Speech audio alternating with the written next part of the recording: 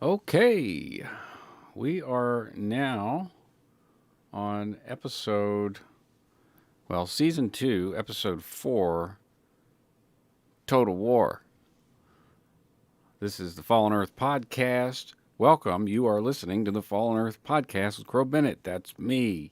The only podcast I know of about Fallen Earth since every other podcast got nuked off the face of the planet or infected with the Shiva virus when global tech ruined the world. I'm your host, Crow Bennett, and we will be talking about all things Fallen Earth, the divergent community it was, became, and now remains a phantom shadow of the former self. We will talk about all the things related to Fallen Earth, including things that are not specifically Fallen Earth related, such as large gaming communities that saw the huge potential of the game and invested hard, heavy, and early in this antiquated gem of an M&Ms. Got to make a quick correction. Ganji told me in that last stream, season 2, episode 4, or episode 3, that those fights that were happening in Hyetta were legit fights. They were us moving into Hyetta. I completely forgot. I remembered after the stream, but yeah, that was not us being friendly with Saints. This was the retribution and the revolution of Saints participating in the Council of Clans, and you know, having they were the biggest threat to our group. They were a smaller group, but they were incredibly, as you saw in the videos. If those were skirmishes, those were hardcore skirmishes. So they were not. They were. What I mean by skirmish is staged. They were not staged. Um, those were organic conflicts coming out of Traders Flat and Fender's Gate and Park City. And we were moving from Park City to Hyetta, which was kind of a big deal because we had to drive all the way there. There was no fast travel. We had to drive there. And so we had two platoons usually, and that would explain why in some of the videos you see one team, and in some of the videos you see two teams in the raid window. So now that that's corrected, thank you, Ganji, for correcting me on that. We can move on to the implementation of the war mechanics system in the first and biggest wars that the game had seen up until this point. So already there was some struggle in Sector 2 for players to make it through to the end of the game. And so Wolves of War and Exile parlayed a little bit with Prometheus and I and some of the other members. We talked about it like, okay, we can. I mean, it's easy for us to kill Wolves of War. Most of them go down like a sack of wet potatoes. They had 7 or 8 good guys. Right there in the middle of the screen, running through the center, is Smash Gordon. That is Prometheus, the co-founder of Exile. He was our recruiter extraordinaire. And we drove all the way down to Sector 1 to wage war on Wolves of War. And it was a political propaganda type thing where we were promoting PvP and showing that open world PvP is really cool. And instead of flagging up, which I'm not sure was even really doable at the time, the wars. I'm just realizing Decanus is in Exile. He later went to Saints. This is before Decanus spied on SSA for Exile. So this is a fight in. Gosh, I want to say this shot at least is from the fight in Zanesville. So Be sure to subscribe to Dabu's channel. He does a lot of modern games. You know, this is old stuff for him, but give him a subscribe and check out some of his gameplay. He's a fantastic, thoughtful gamer, and has been documenting his fun and exploits with his friends online for years. So let's just go on with it and see what this video has. We got 10 minutes for each war that occurred in Sector 1.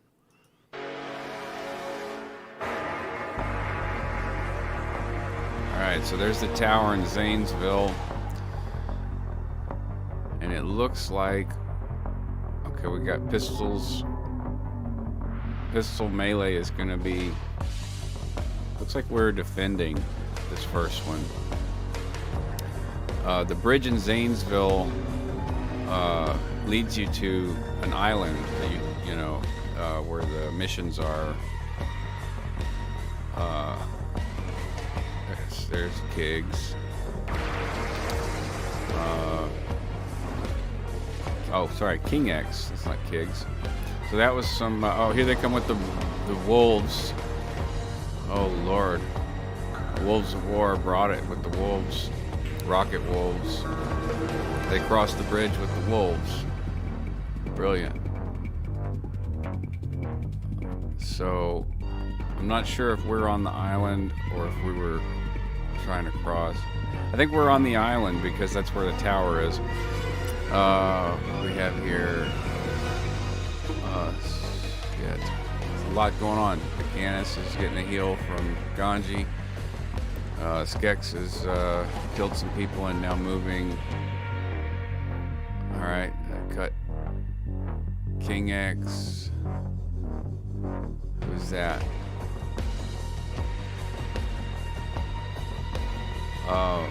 There's Kerp. He was a primary healer and he had no weapon skill whatsoever.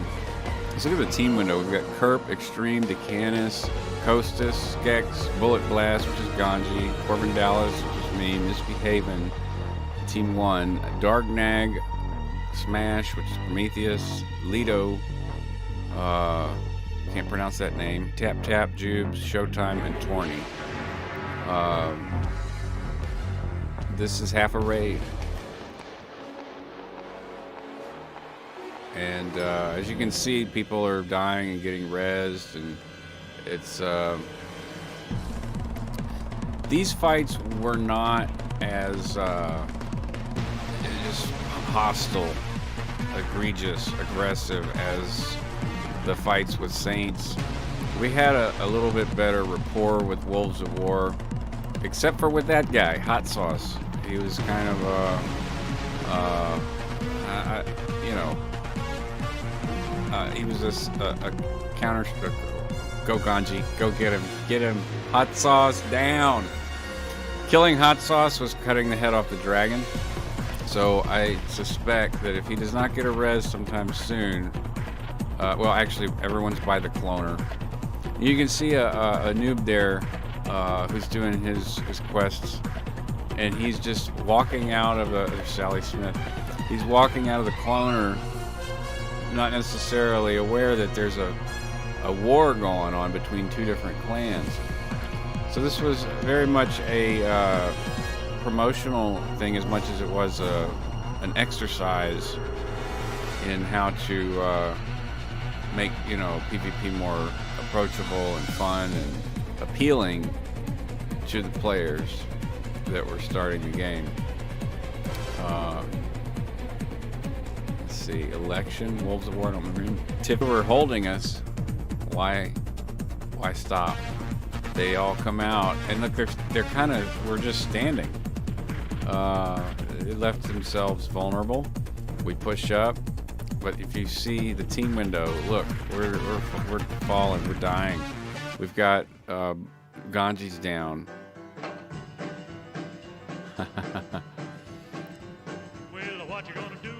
And this is what I mean by, you know, after the fight, we all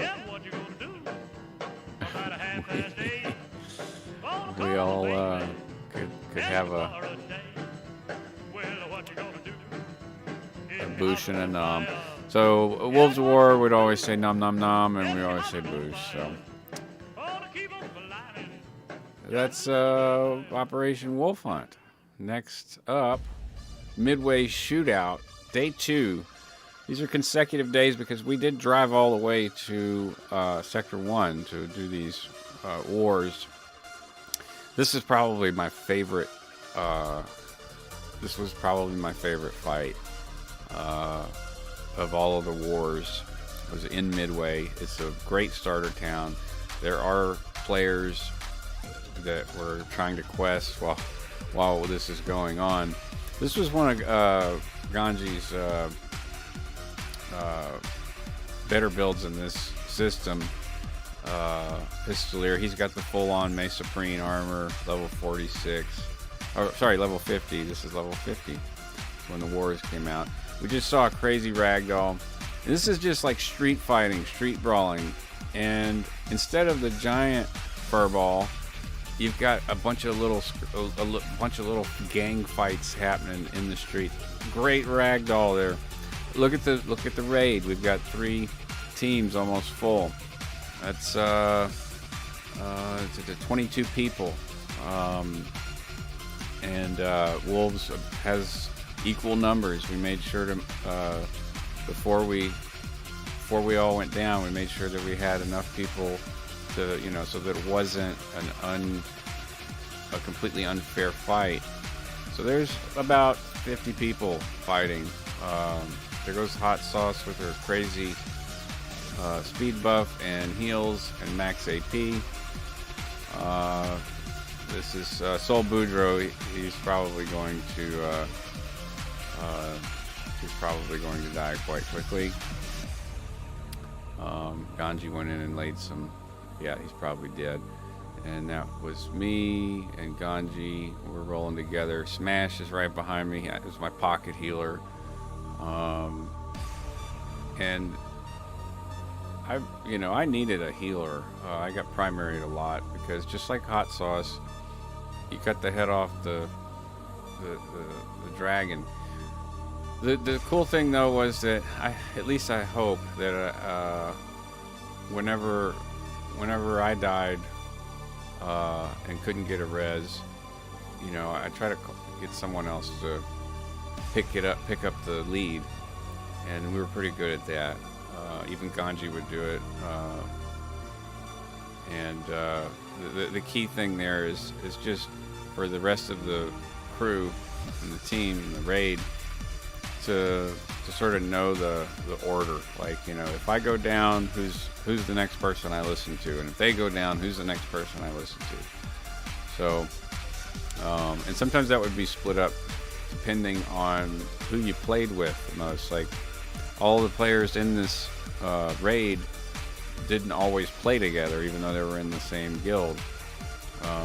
People had preferences, and it looks like a good even spread in the teams, but generally we would put the first platoon, like the top 8 in team 1, and then the second top 8 in 2, and then 3 and 4 would be reserved for people who hadn't been thoroughly vetted. We had a system where you'd earn your stripes, so to speak, and it just required going to PvP practice, learning a few basic things, and then completing your build for PvP.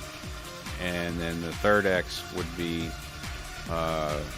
having had enough time in actual PvP and some kills in actual PvP to be part of the main platoon.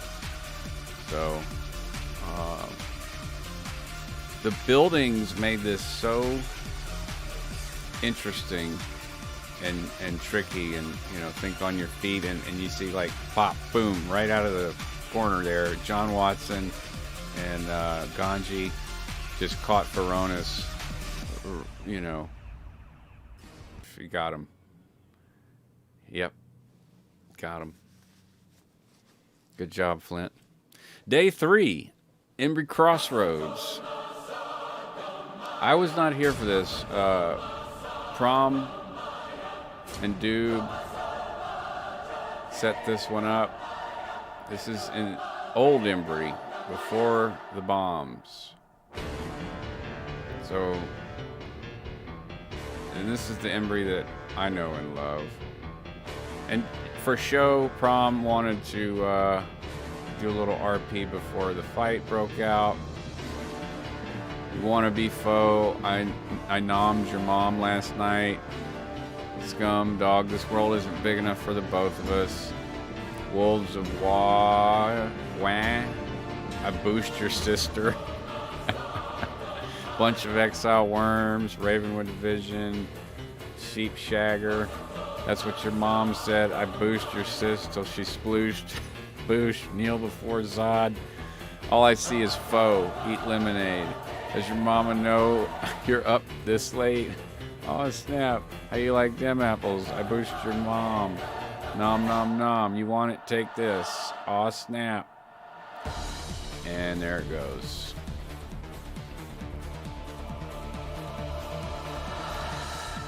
It's a big brawl. Now, the auction house, this is happening right in front of the auction house, which is now destroyed as of whatever patch that was.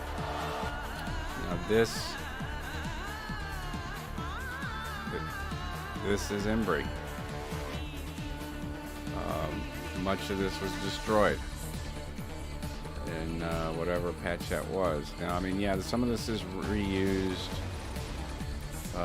from like Odenville type, or the Odenville buildings, but a lot of the assets are reused. Dark Tridian went down, Sol Boudreaux. And there's our fun tourney. Sol's going down hard. Impossible. Needed to get out of that situation. Yeah, it's an impossible situation for him. It's over. Easer. I mean, it looks like they were just pulling them in. Mispy was probably key lead operator in this, as well as Ganji and Doob. When things are going really well, you don't have to say a lot. You just say the name, and if you need a heal, you just say your name and heals.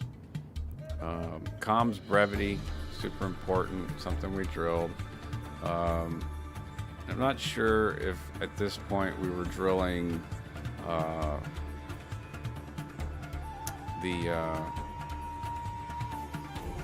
there's a practice that we had where we would call it a kill box, and that was so that the melee and the pistols could get, and rifles could all get shots in on a target that had been called. In other words, more situational awareness drilling. Because melee had a tendency, and pistol had a tendency, especially Saints, you would see them just all gang up with their pistols on someone's head. But if a melee came up from behind trying to hit the person, they'd end up hitting their own people. And yeah, see, this is another building that I miss in Embry. Like, why did they have to destroy this? There were vaults up here. They could have put some ice grenades. They could have put that utility vault they added later up here.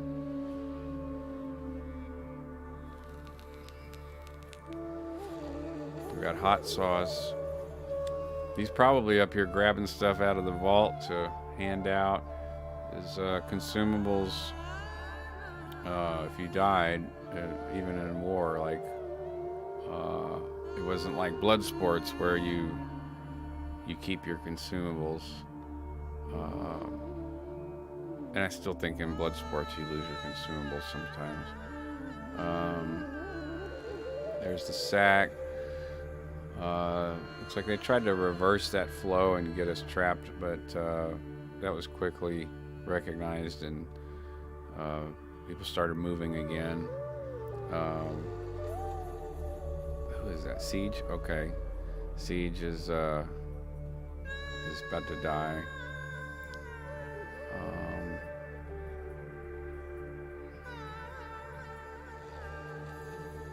So despite the friendliness of the war, there still really was some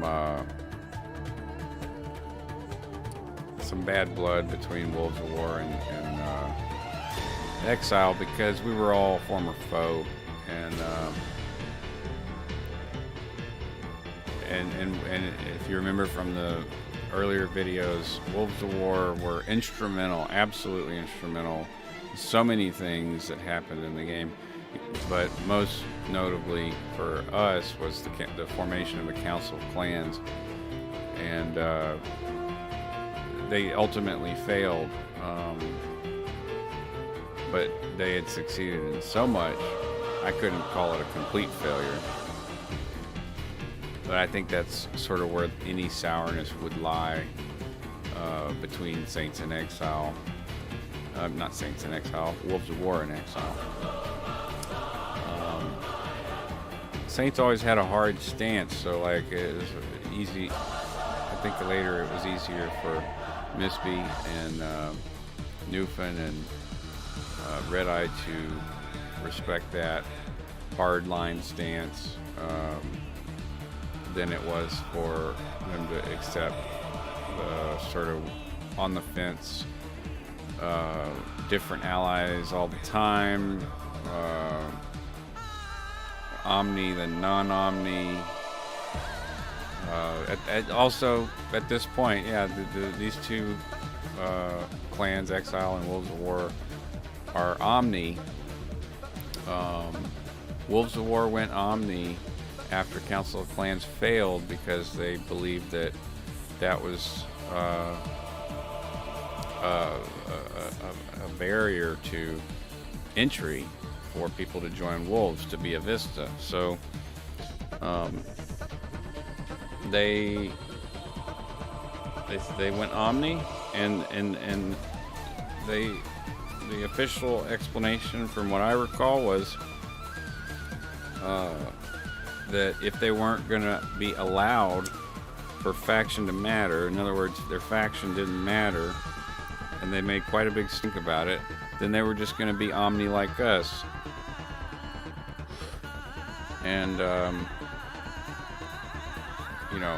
with Zero as a leader,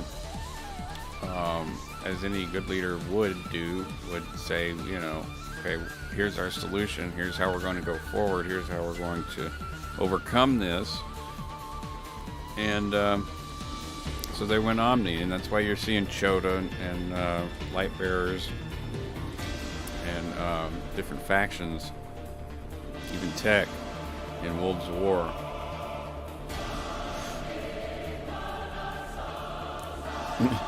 As a bystander just watching.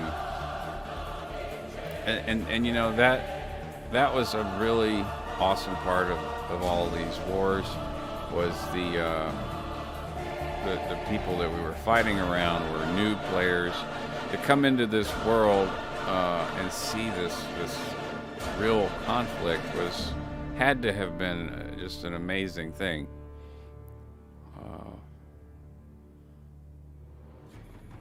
It was very, very well received by the community. It was well supported by the developers at the time, because they needed to test their war mechanics.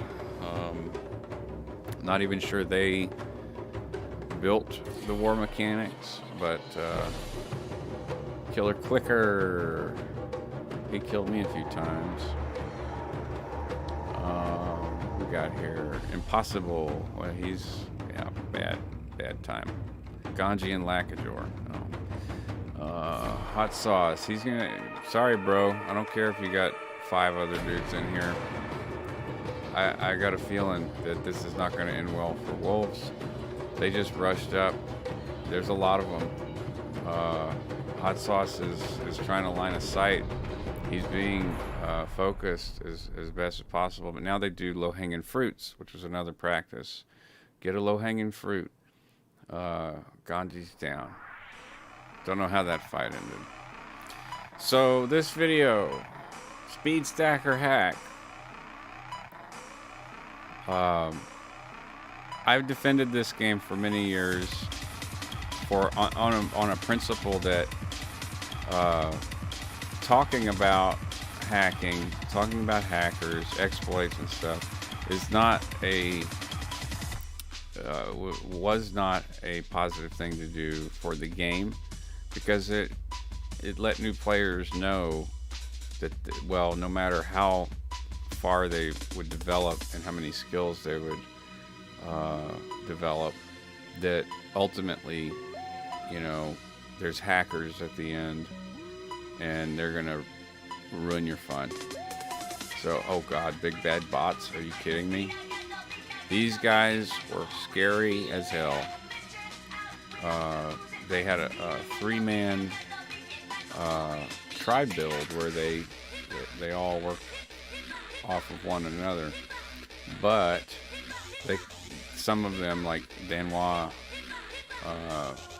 were extremely effective. Now, they use shotguns a lot, and were, you know, from my memory, some of the first small group, small gang PvPers that could really lay out some serious damage, and you'd have a bad day if you ran into them in a PvP zone. They would just, with the 3 of them, they would kill box you, and with shotgun damage. It's just absolutely devastating, brutal. They get their armor cuts and stuns on you, and I mean, in 2 seconds you're dead. And there's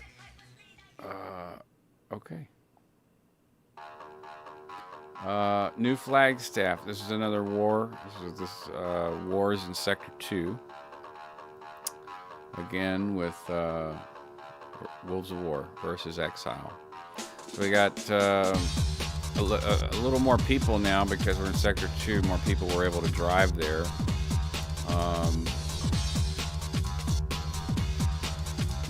Okay, this was a fight in the one of the mission areas just west of New Flagstaff. Don't remember what quest it's related to.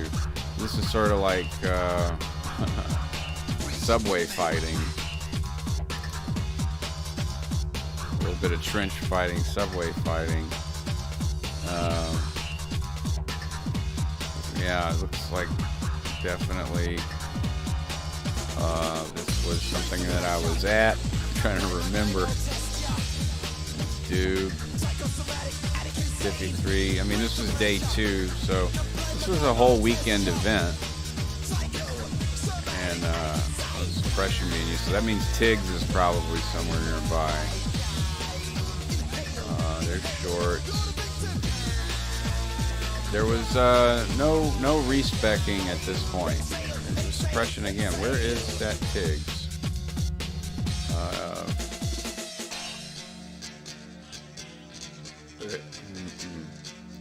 Tiggs has got to be around there somewhere. The range on there's Kropotkin, Farrell. Farrell is a veteran player. I've seen him as recently as last year, 2022.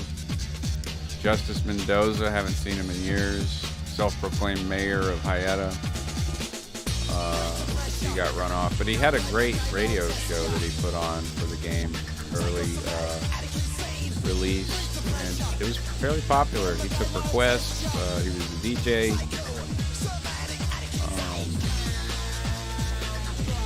Boudreaux. You know, I mean, none of this is sped up or slowed down. Well, I guess as soon as I say that. Alright, here's another conflict. What is going on? Kropotkin. Who else is there? Flint, Gabrielle Flint. The new re-roll, small film re-roll.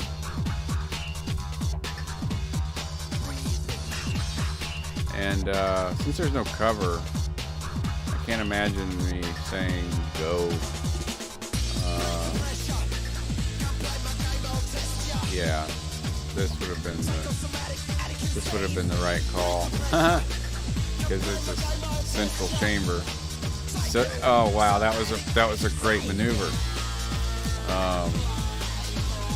Yeah, I don't know if you caught what happened there, but this right back here. All right, so right here they've got us. I guess I think they've got us cut off, but if you look at the map, we just flanked them from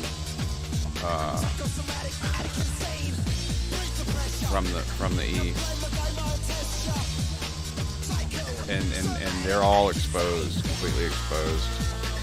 So Hero is being focused right now. Hot Sauce and them are coming to heal. So Ganji's gonna reacquire another target. This is where shit gets confusing, you know. Like you're looking around, what the hell do you do? The thing is to find a name that people can easily recognize, and as long as they can just click on them once and follow the target. So see, Hero is still the target. He lost the target. Easy to do. One misclick in the middle of a fight like that. Newfin's being focused right now. Sol Boudreaux, this is going to be a big kill right here. There, it's done. Alright, so that now the advantage is on our side. So we'll see what happens. Jolt's going next. Low-hanging fruit. Done. Alright. Next target would be Hero again. Okay. So now we're taking some of the air out of it. Boom. Hero's down. Now we are in a major advantage. Even to the point to where some people can split off and take multiple targets. Kropotkin's going down. This is the end. Gabriella Flint, she's going to go down. Ganji can't even get a shot before they go down. More back here. We've got their rear. So Mendoza's going to go down unless he gets the heals. He may very well get the heals and change targets. But we should have enough DPS to take him out pretty quickly if we just stay on target. Which, there it goes. Justice Mendoza, boom. Alright, Shorts will probably be next, I imagine. Or Tiffy. You're a funny guy, Sally. Sally, low-hanging fruit. That's why I'm going to kill you. Alright, so I'm pretty sure I know how that ended. Okay, the rise and fall of Foe. So, this is, like I said, Tarantino style at one point, the story. Or if I didn't say it, this is what it is. Those were fights, to clarify, from the beginning of the video, Season 2, Episode 3, those fights in Hyetta were actual aggressive actions taken by Exile to move into Hyetta in addition to holding Park City. It was a flex power type move, and it succeeded. I think it surprised Saints, and then shortly after that is when we did these wars, and they should be sorted by upload date. So, in many ways, this is the story as told by or uploaded by Ganji, aka Dabu 2, and Misbehaving. Perhaps a few of my videos. I didn't really uh, film that much. And Mooble and some of the guys from Wolves of War.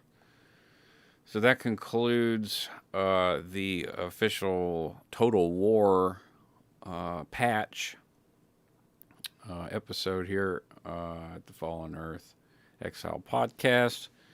Until next time, which may be in the next, I don't know, half hour. I want to get through this stuff. I'm ready for season 3. I'm ready to do episode 10 for season 1 with Tomas and discuss the Bainbridge document with him, since he was the one that informed me of its existence. And then in season 3, we will have discussions with veteran members of the community, guild leaders, clan members, bystanders, whatever we can scrounge up, whatever I can scrounge up. Next video in season 5 will be the rise and fall of foe, and however many we can fit after that. This is Crow Bennett. Good day.